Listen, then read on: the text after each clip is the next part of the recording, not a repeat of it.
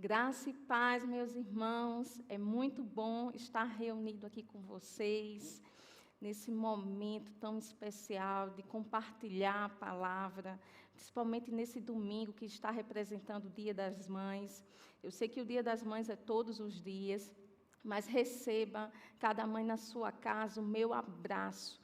Eu declaro sabedoria, discernimento na sua vida, para a construção do seu lar. Uma boa mulher, ela edifica a sua casa, e eu sei que a mulher que está aí me assistindo é essa boa mulher. Bem, o que Deus vai compartilhar conosco nessa manhã é um tema muito interessante, que Deus ministrou principalmente para mim. É um tema que sempre mexeu muito comigo ao longo da minha vida, principalmente no início da minha carreira cristã. Não sei assim da realidade de vocês, mas quando eu me converti, eu vinha de uma realidade de muito fracasso, de muita pobreza, de muita miséria, tanto espiritualmente quanto financeiramente. E quando eu cheguei na igreja, o discurso era completamente outro. Era um discurso de abundância, era um discurso de fartura, e não estava condizendo com a minha realidade, pelo menos a minha realidade anterior. E a gente sabe que pela palavra a gente leva um tempo para renovar a nossa mente a respeito do que Cristo fez por nós na cruz. Então vamos conversar um pouco sobre dinheiro, sobre finanças. Bem, a palavra de ordem que o Senhor falou foi: não retenha. E nesse caso em específico era não reter o dinheiro. Mas antes de adentrarmos em específico para o que Deus vai trabalhar conosco, vamos orar. Pai, graças te dou pela tua fidelidade, pela tua palavra. Nós reconhecemos que o Senhor é o Deus das nossas vidas. Nós reconhecemos, Senhor, a tua palavra como a verdade. E a partir do que o Senhor vai compartilhar conosco nessa manhã, eu quero dizer que estamos disponíveis, Senhor, para ouvir e para praticar. Eu sei que essa palavra, ela vai trazer diferença, ela vai trazer transformação nas nossas vidas, ela vai frutificar, porque a tua palavra é a nossa rocha inabalável, e nós estamos fincados nela, Senhor. Obrigada, Senhor, pelo teu Espírito, pela tua unção, pela tua sabedoria nas nossas vidas. Em nome de Jesus, amém. Então, meus queridos, para nos basear nessa questão de não reter o nosso dinheiro, o Senhor me levou para Mateus 6, 19. E eu quero que você vá lá comigo.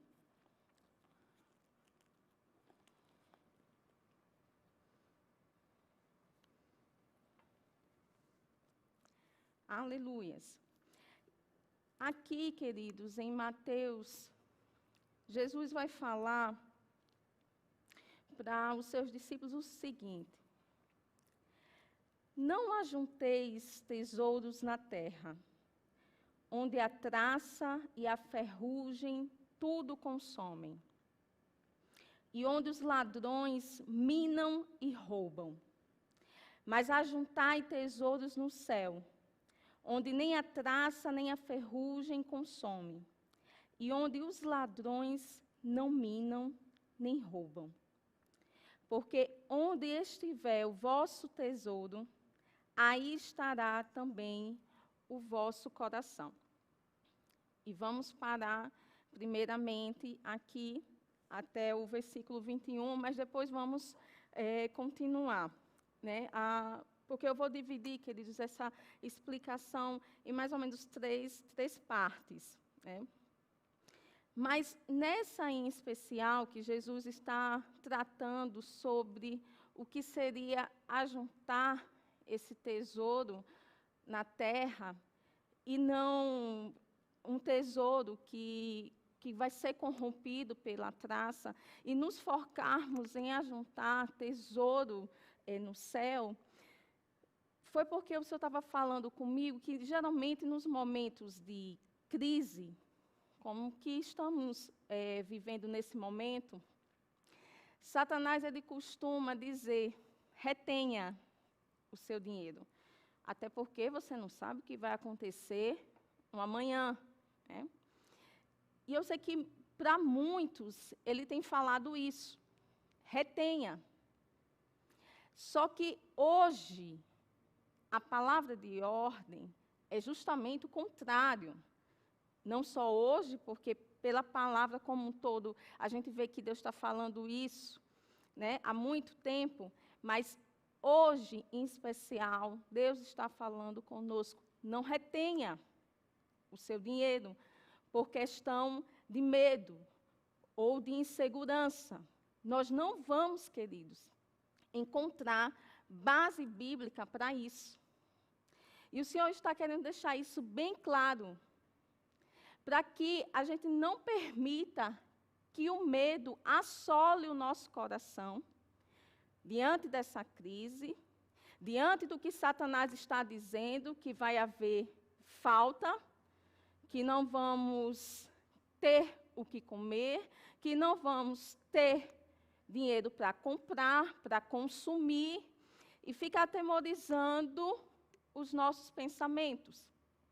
Mas a gente sabe pela palavra que a gente deve guardar, não é verdade, a nossa mente, justamente contra esses enganos que Satanás está querendo lançar. Porque isso é um engano. Reter, queridos, é um engano. Porque quem não planta, não colhe. Esse é um princípio bíblico. E Satanás sabe que se não plantarmos, justamente não iremos colher. Sim, é por isso que eu estou dizendo que eu levei um tempo para entender verdadeiramente isso. Porque quando você está na igreja, a gente ouve tanto, amados, o discurso do dá, e você fica se perguntando, mas dá o quê? Eu não tenho.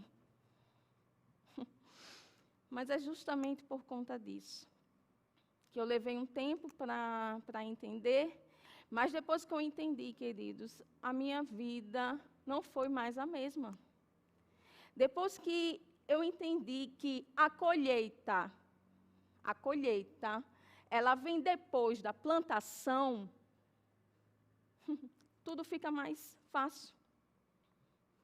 Aleluias. E aí, escute, né, com atenção para algumas coisas que o Senhor foi depositando, amados, na minha oração, à medida que eu estava orando aqui para trazer algumas, assim, a mensagem para vocês, né? Olha o que ele diz. Quando nos preocupamos em ajuntar tesouros, na terra, nós negligenciamos, que é basicamente isso que esse primeiro versículo está querendo dizer. Quando nos preocupamos em ajuntar esses tesouros corruptíveis, que estão na terra, nós acabamos negligenciamos em ajuntarmos o que de fato Deus reconhece como um tesouro. O que de fato devemos ajuntar aqui nessa terra. O que de fato está contabilizando para a nossa eternidade. É disso que o Senhor está tratando hoje. E aqui eu quero trazer um equilíbrio também, tá? O que Deus está tratando. Deus aqui não está dizendo, mas que é pecado você se organizar financeiramente. Que é pecado, por exemplo, você ter uma poupança para se resguardar financeiramente, não é isso. Mas Deus está falando de você confiar a sua vida nessas coisas. A gente vai ver aqui até o final que isso se desfaz diante do que Deus realmente estabeleceu para a nossa vida, que não está resguardado no que você tem na conta do banco, não está resguardado no que você tem na sua carteira, no dinheiro que você tem na sua casa, não está focado nisso. Deus pensa muito mais além e tem coisas muito mais preciosas e valiosas guardadas para nós. Amém, meus irmãos? E eu creio profundamente nisso. Uma outra coisa que observamos, amados, quando nós concentramos a nossa realidade financeira, somente aqui no presente, fomentado pela preocupação, nós ficamos que nem o povo no deserto. Que quando Deus estava lá provendo o maná, e Ele disse, olha, vai vir pão, vai vir carne, e olha como Deus é bom, amados. Porque isso já foi gerado de muita murmuração. Mas aí, Deus tão misericordioso, disse, não, vocês vão ter pão, vocês vão ter carne, mas tinha uma regrinha básica. Não precisa guardar para o amanhã. Por quê? Porque eu sou um Deus que provê diariamente. Oh, aleluias! Nós servimos a um Deus que provê diariamente. Mas a gente sabe que essa não foi a atitude do povo que estava lá no deserto. Eles guardaram comida para o dia seguinte. E se você já tem o conhecimento dessa passagem, você sabe qual foi o resultado.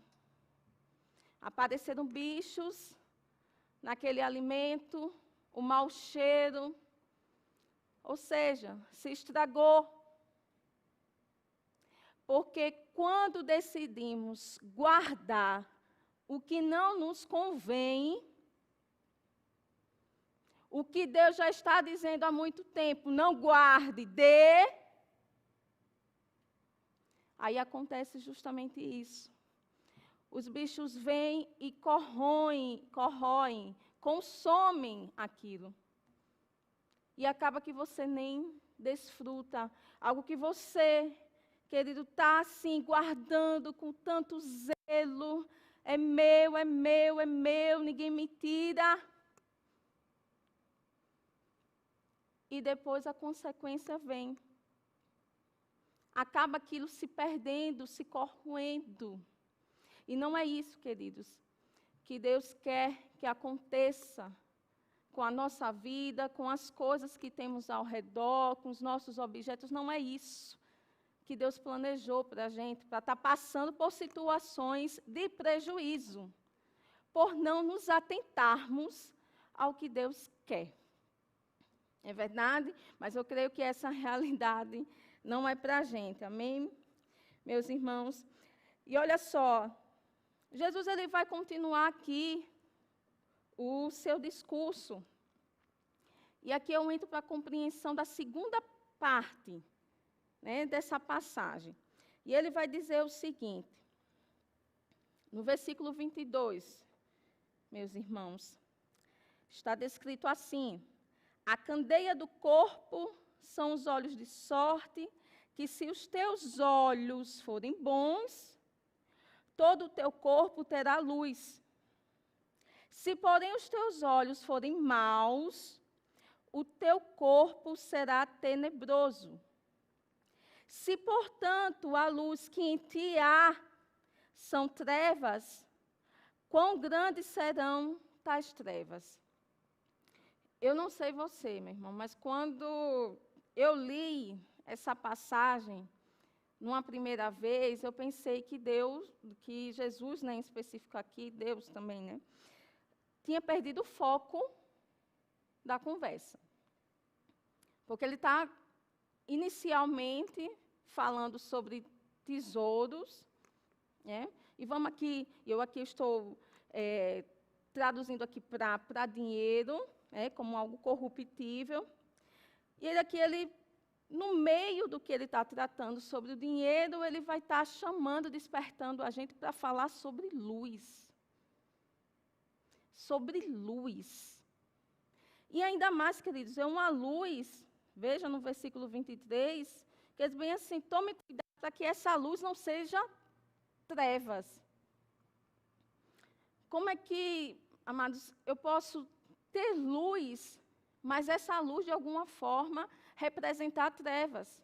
Para Jesus, isso é perfeitamente possível.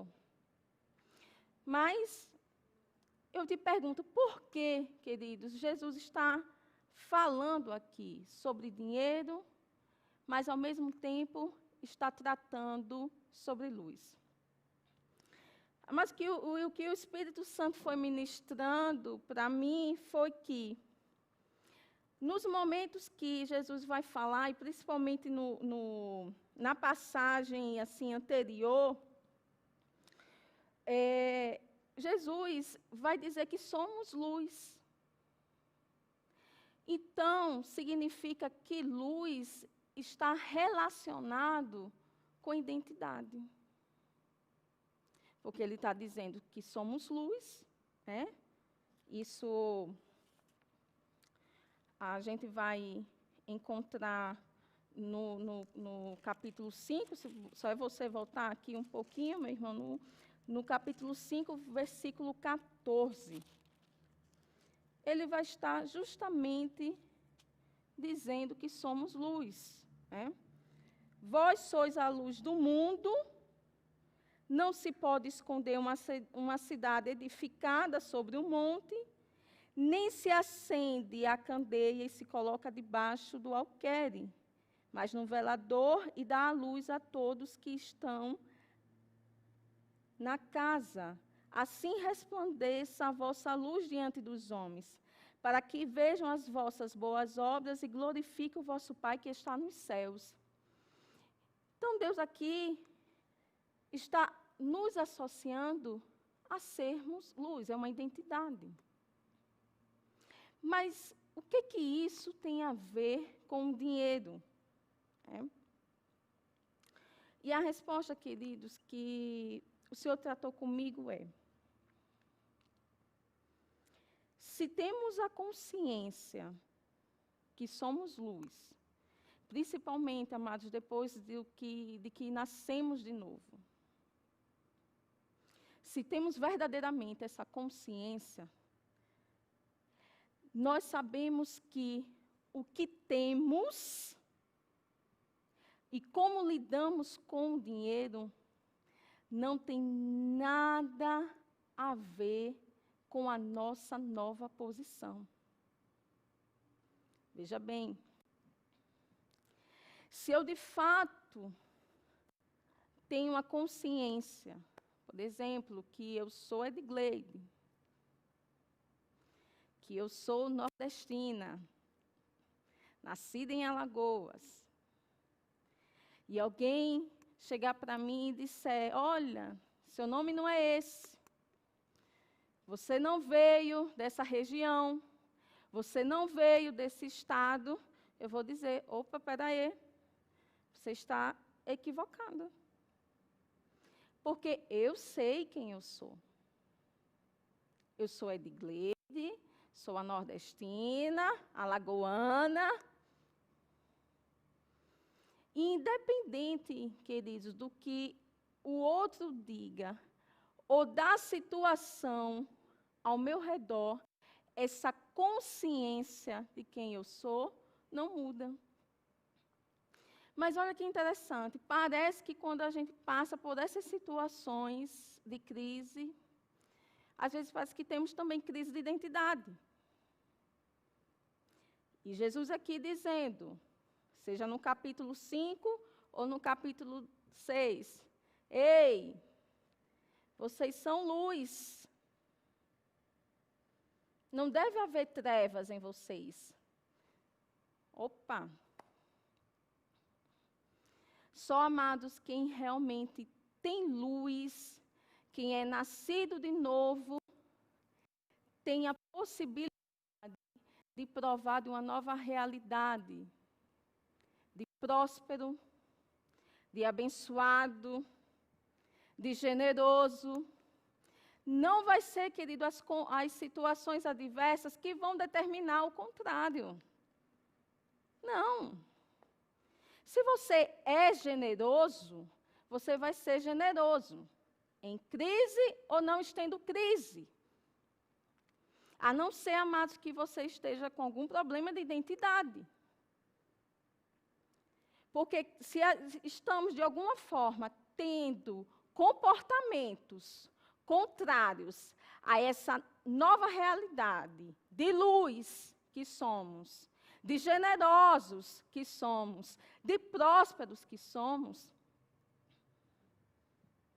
nós estamos dizendo ao mesmo tempo: Jesus, o que você fez na cruz eu desconsidero. Sim, amados, é forte isso, mas é. Quando não estamos andando condizente com essa nova realidade de luz, que Jesus está se atentando aqui, ao mesmo tempo estamos dizendo: eu não reconheço o que o Senhor fez na cruz. Porque a palavra diz, porque a palavra diz que até em 2 Coríntios 8, 9, porque já sabeis a graça de nosso Senhor Jesus Cristo, que sendo rico, por amor de vós, se fez pobre, para que pela sua pobreza enriquecesses. Quem, amados? Eu e você. Agora, se eu tenho essa consciência que eu sou rica, que Jesus já fez isso por mim na cruz, como é que eu posso ter atitudes contrárias a isso? Se eu não estiver, de alguma forma, renegando o que a palavra está dizendo aqui ao meu respeito. Que sim, eu sou luz. Que sim, eu tenho tudo o que eu preciso. Que sim, eu tenho uma vida em abundância. Que sim, na minha casa não falta nada. Na minha vida não falta nada. Se eu tenho realmente essa consciência dentro de mim, eu vou saber lidar com o dinheiro da forma correta. Que é o que Jesus está chamando a atenção. Não ajunteis tesouro na terra. Isso ele não está querendo dizer que, olha, você não pode ser rico. Que foi justamente isso que ele fez na cruz. Ele se fez pobre, porque ele não era pobre, ele teve que se fazer pobre, para que a gente assumisse essa posição de riqueza. Aleluias. E é nessa consciência, queridos, que devemos andar. Mas, voltando para o que ele está nos apontando, que tenha cuidado, para que essa luz, ela não seja trevas, Eu fiquei assim, meditando. Então, quer dizer que uma pessoa pode estar refletindo de alguma forma luz, mas não ser de fato uma boa luz, porque aí Jesus está apresentando, olha, tem 2 tipos de luz. Tem uma boa e tem uma ruim. Tem uma que de fato eu estou presente e tem outra que não. Então, muitos queridos podem até estar brilhando, parecendo uma árvore de Natal. Ei, estou brilhando. Olha a luz que há em mim, estou brilhando. Mas Jesus está dizendo, ei, atente-se para que essa luz, ela não seja trevas. E é por isso que devemos sempre estar policiando os nossos pensamentos, os nossos sentimentos, como de fato estamos lidando com o dinheiro. E ele dá assim, um exemplo muito interessante, que ele diz que a própria vida de Judas, não é? Que aparentemente, queridos, aquela luz, né, que Judas de alguma forma estava resplandecendo, porque ele estava caminhando com Cristo, e aparentemente preocupado com os pobres, e depois, querido, vemos o resultado. Vemos que, na verdade, ele era um homem ganancioso. Mas o seu discurso, aparente muito bonito, né, de cuidado com as pessoas, né, principalmente quando Maria vai ungir Jesus, quebra aquele perfume tão caro, tão valioso, reconhecendo Jesus como seu Senhor, como seu Salvador, estava lá prostrada, e Judas dizendo: que desperdício! Não era bom pegar esse perfume, vender e dar aos pobres? E Jesus dizendo: não é necessário. Aleluia. Mas como devemos nos atentar a isso, ao que de fato estamos transfigurando. Veja que até Satanás se transfigura como um anjo de luz. Até ele, amados. No Antigo Testamento, nós vemos muitos profetas também, profetas, amados, profetizando o que Deus não disse. E Deus está dizendo pela sua palavra, eles até dizem: sonhei, sonhei, sonhei. Deus está dizendo isso, aquilo, tentando resplandecer uma luz que não é pura, que não é verdadeira. No Novo Testamento também vemos situações desse tipo. Jesus vai dizer que muitos vão aparecer, né, no dia. Jesus, eu curei, eu expulsei demônios em teu nome, eu profetizei. E Jesus vai dizer: não, se aparte-se de mim, eu não vos conheço. Então, isso é sinal, amados, que a luz que eles estavam refletindo não era boa. Eles até estavam fazendo em nome de Jesus, e era por isso que estava acontecendo, porque era o nome de Jesus. Mas, na verdade, a luz não era boa. Porque a luz, amados, nada mais é que o nosso caráter, o nosso íntimo, o nosso coração, o que verdadeiramente nós somos. Isso, amados, é uma verdadeira luz. E essa luz é que deve resplandecer no mundo. É com base nessa luz que vamos, sim, discernir o que dá, como dá e quando dá. E não se atemorizar com a situação, com o que Satanás está dizendo. Que é completamente, queridos, contrário ao que Deus diz. E aí, queridos, a gente chega na terceira passagem, aqui, que está descrita no versículo 24. Ninguém pode servir a dois senhores, porque ou há de odiar um e amar o outro, ou se dedicará a um e desprezará o outro. Não podeis servir a Deus e a Mamon.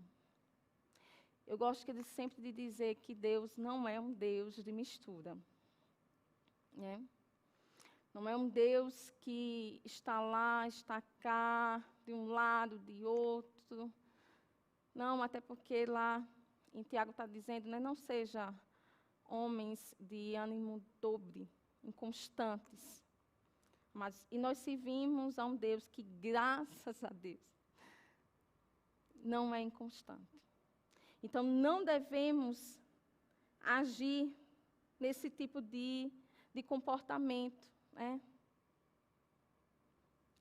Uma hora eu estou servindo ao Senhor com as minhas finanças, outra hora não estou. Outra hora eu reconheço a minha nova posição em Cristo. Nas regiões, outra hora eu desconheço. E decido não abençoar, não dar, não ser generoso, contradizendo tudo o que a palavra diz. Mas, realmente, queridos, eu não creio que vamos ter esse tipo de comportamento. E, para chamar também a atenção de você, queridos, Deus está interessado, sim, no seu dinheiro. Que, na verdade, não é seu, né? Porque se você reconhece que é Ele que dá, que é Ele que dá, né, que tudo vem dEle, você tem um relacionamento com o seu dinheiro de como administrador, né? De mordomo, de cooperador de Cristo. E a gente vê que, ao longo da Bíblia, Deus está mostrando isso. Que Ele tem interesse em como você lidar com o dinheiro, né? Você vê isso com Abel e Caim. Você vê isso com a viúva, né? Aquela viúva pobre que deu as moedas. E aí, nesse ponto, você tem a noção que não é a quantidade, mas é a posição, a motivação do seu coração. Você vê aquele jovem rico que vai conversar com Jesus e diz, o que é que eu preciso agora fazer para herdar o reino? E aí, quando Jesus diz bem assim, olha, vende os teus bens, dá aos pobres. E ele saiu todo triste, amados. Porque o coração dele estava naqueles bens. Então, a gente vai ver, amados, que Deus, ele se preocupa com o relacionamento que você tem com o dinheiro. Porque Ele não quer que você apegue uma coisa que Ele está dizendo que vai se corromper. Que vai se acabar. Ele quer que justamente você acumule coisas na eternidade. E é por isso que temos que nos encaminhar e termos um comportamento, por exemplo, diferente, distinto do que Ananias e Safira tiveram. E nós sabemos o resultado disso. E outras vezes nós temos até um pensamento enganoso de achar que, se eu não der, Deus não tem como realizar uma obra, Deus não vai ter como alcançar pessoas. Amados, Deus sempre vai levantar pessoas para fazer o que você não está disposto para fazer. Ele provou isso quando se deparou com Adão e Eva. Eles se recusaram a cumprir o chamado deles, mas Deus disse, não tem problema. Não tem problema. Eu vou levantar o segundo, que é bem melhor. Quando Saul falhou, Deus disse, não tem problema. Eu levanto o outro, Davi. Então, Deus, amado, sempre vai ter filhos generosos para doar. A questão é quem são esses filhos. E hoje ele está aqui dizendo aqui para mim e para você, eu quero que você seja esse filho. Eu quero que você tenha a consciência do que eu fiz na cruz. Jesus está dizendo isso para nós. Renove a sua mente. Que o que você é não se resume a essas situações. Você não precisa temer o dia de amanhã. Amém, meus irmãos? E eu creio que nós vamos caminhar para esse entendimento. Que você tenha uma consciência do que você tem plantado. E tenha certeza de que você vai colher. Porque é o que a palavra diz. Não é questão de interesse não, mas se eu ficar com esse pensamento de que vou plantar e vou colher, não, quer dizer, porque o Senhor já garantiu na sua palavra. O Senhor já garantiu na sua palavra. Você vai plantar, você vai colher. De forma recalcada, sacudida, transbordante. Quanto mais você dá, você vai receber. Melhor é dar do que receber. Tudo aqui, isso está descrito na palavra. Por que não iremos seguir? Não. Eu decido tomar isso como verdade. Eu decido romper com esse medo de que vai faltar. Não, não vai faltar, vai sobrar. Você é canal de bênção para a vida de outras pessoas. Você vai abençoar.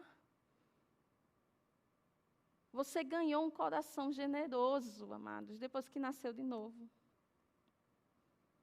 Então, vamos seguir, vamos caminhar nessa verdade. Olha o que Deus compartilhou algumas coisas comigo, dizendo que as sementes de hoje são os frutos do amanhã. Quando eu rego as minhas sementes com fé, eu garanto para mim uma boa colheita. Jesus foi o nosso maior exemplo de quem tinha consciência de plantação. Ele pagava o imposto até das outras pessoas. Ele tinha consciência da realidade dele. Ele não temia, ele estava o tempo todo em confiança com o Pai. Aleluias. Aí, queridos, diante desse contexto, aí você pode estar agora se perguntando, mas qual é a forma que eu me relaciono com o dinheiro, né? Porque eu sei que se eu ficar com o coração de medo e querer guardar, as traças vão corroer. Eu sei que sou luz, que depois que eu nasci de novo eu tenho uma vida generosa e por isso é que eu dou e não o contrário. E eu quero servir somente a Deus e não a Satanás, né? E aí eu quero que você vá lá para 1 Timóteo 6, do 17 ao 19, vem dizendo o seguinte: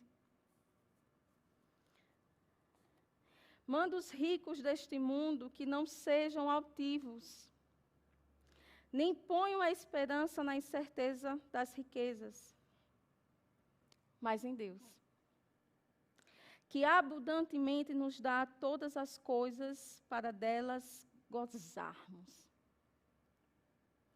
Que façam bem, enriqueçam em boas obras, repartam de boa mente e sejam comunicáveis. Que entesourem para si mesmos um bom fundamento para o futuro, para que possam alcançar a vida eterna.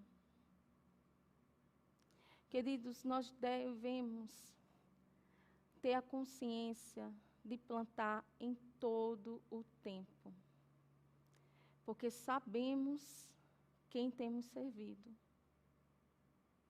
E quando eu estava orando a esse respeito, o Senhor falou algumas coisas e eu tentei ser o mais fiel aqui possível para trazer para vocês, né? Porque eu estava num momento de oração e o Senhor falando muitas coisas para o que Ele hoje está dizendo para a igreja nesse momento em específico. E eu quero que agora realmente você se atente para o que eu vou estar falando, né, amados? Que Deus compartilhou comigo nesse momento de oração para compartilhar também com vocês. Que é o seguinte, depois dessa passagem de Mateus 6, de 19 ao 24, tem, a partir de Mateus 6, de 25 ao 34, Jesus vai estar falando sobre ansiedade. E eu não vou me adentrar nisso, porque aí eu vou lançar para você o desafio, né? Essa ministração não termina aqui, né? Quero que depois, em sua casa, você vá para a sua Bíblia e leia Mateus 6, do 25 ao 34, para você compreender o que Deus está falando aqui. Mateus 6, de 25 ao 34, é o resultado de uma vida de confiança em mim. É o resultado de renegação de uma prática de egoísmo, de quem guarda tudo para si, buscando acumular riquezas que em nada irá contribuir para a sua eternidade. Veja que isso está relacionado com a passagem anterior. É o resultado da consciência de quem realmente você é em mim, pois, independentemente da circunstância, eu sou o Senhor. Aquele que é, e que era, e que há de vir. Eu sou o Senhor que multiplica os frutos da tua semente. Oh, aleluias! Somente confie, porque nenhum dos meus filhos mendigarão pão. A mim me compete dar o crescimento dos frutos. E presta atenção, amados, para o que Deus está falando. 2020 é o ano da abundância para aqueles que perseverarem até o final. Por isso, não retenha o que eu confiei a você. Não retenha dinheiro, dons e talentos. Não retenha o que eu projetei para você. Porque o que eu disponibilizei para você servirá para abençoar a vida de outras pessoas. Eu os amo e tenho cuidado de vós, hoje e sempre. Glórias a Deus, amados. Isso foi o que Deus compartilhou comigo nesse momento de oração, que eu fui registrando o mais rápido possível, porque isso são verdades poderosas, são verdades do que eu sou, da nova minha realidade em Cristo. Eu só tenho a agradecer. Meu irmão, levante louvores. Levante louvores nesse momento. Vá regando a sua semente com gratidão para o que Deus já fez. Você não tem noção, meu irmão, do que está por vir. Não tem noção depois do que está por vir desse momento de crise. É muito maior, é muito melhor do que estamos pensando. Nós vamos, amados, provar de uma época de bonança, de uma época de fartura. Eu creio verdadeiramente que nós iremos colher 100 vezes mais. E ainda digo, isso agora é de Gleide, contrariando as notícias, os índices, os dados estatísticos, as pesquisas científicas, a igreja irá colher abundantemente, não somente em vidas, mas em recursos financeiros. É isso que vai acontecer, amados, quando retornar. O reboliço, queridos, vai ser grande. O mover do Senhor vai ser grande. Se você, amado, estiver conectado com o mesmo Espírito, que eu creio que você está, você não vai perder essa oportunidade. Você vai estar junto nessa colheita. Você vai estar junto nessa onda de abundância. Reconhecendo agora quem você é, não temendo, seguindo em frente, projetando, como a palavra diz, o seu futuro e dizendo: eu sou próspero, eu sou generoso, esse é quem sou, e é por isso que eu dou. Amém, meus irmãos? Muito obrigada por estar ouvindo essa palavra até o momento. Eu creio que ela vai frutificar na sua vida à medida que você praticá-la. Né? Deus tem grandes coisas para realizar. Não deixe isso que foi dito morrer. Né? Tome uma atitude e plante. Tendo a consciência que certamente você vai colher abundantemente. Amém? Até mais, meus irmãos.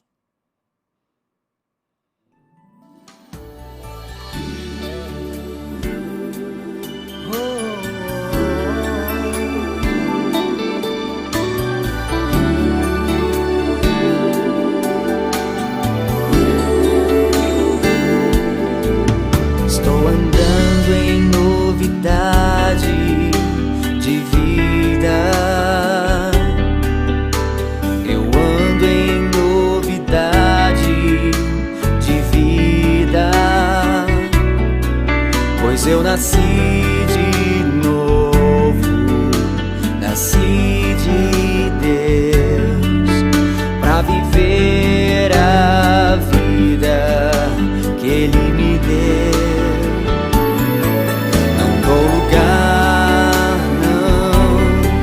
A preocupação, não há tristeza, não, em meu coração. Meu Jesus por mim já venceu. Estou vivendo a vida que Ele me deu.